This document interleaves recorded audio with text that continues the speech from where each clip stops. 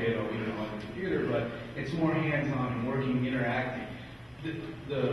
My kids, 4 and 6, and as they get older, they're going to constantly say, "Dad, come here, look what I can do, look what I can show you I can do."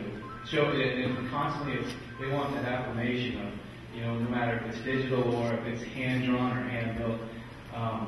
And I think the digital media is going to come to a point where you don't want your kid constantly focused on that screen. You want to get down on the floor and play with them, or you want to get down on a table and play a regular chess game, or play with something that's going to interact between the two on a more natural level, not so much the digital level. Do we have any questions in the audience?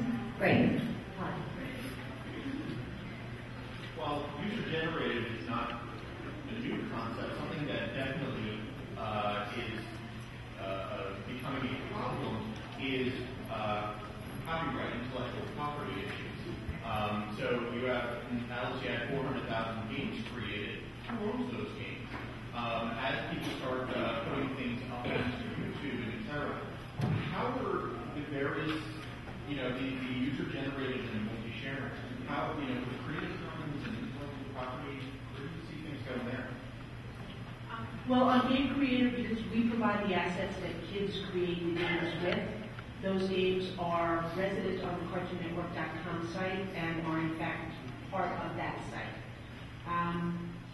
And I don't mean to be flip about this, but I do think it's I don't know the answer going forward.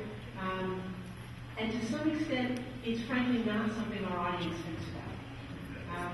They're looking at, in the same way, going back to the Hot Wheels track, they're looking at putting together their media with lots of different pieces taken from lots of different places. As you read about the changes in the music business, for instance, and the two new books that were reviewed in the Times last weekend, and kind of what decisions might have been made 10 years ago about file sharing, and that they have changed the outcome that we now see today. I don't think we know those answers yet. I agree that it's a really good question.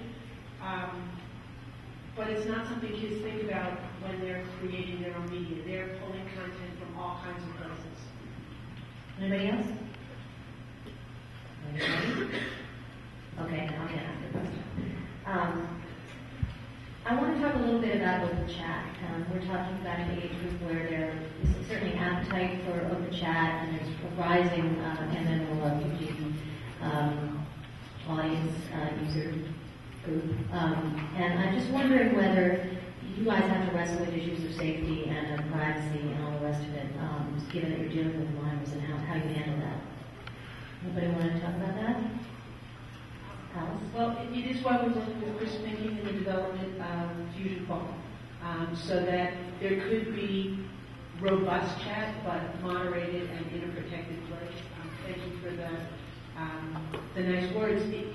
Fusion Phone was designed for that kind of tween audience, but also we hope with enough interest so that adults will find it an interesting, nuanced MMOG that they too can play.